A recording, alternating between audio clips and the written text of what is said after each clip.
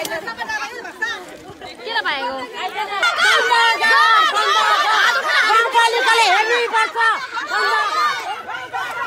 रन्डीखान बन्द गर गाउँ बिचमा अन्य अत्याचार गर्नु मिल्दैन बन्द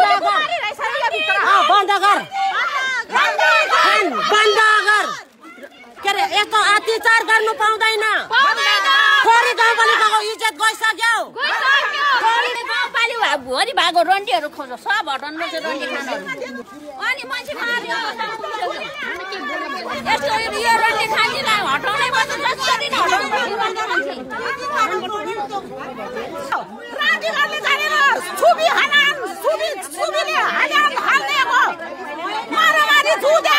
मान्छेको छोरा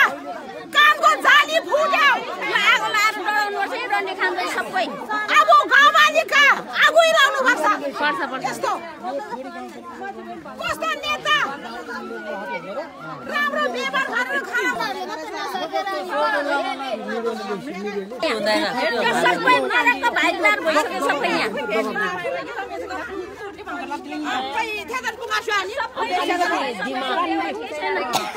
गाउँपालिका भरिको के अरे रन्डी खान हटाउनुपर्छ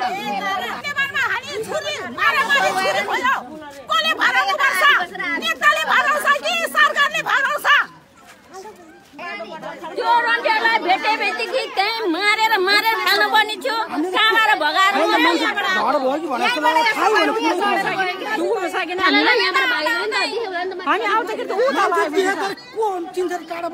सातजना केटीहरू भाग्यो अरे त्यहाँबाट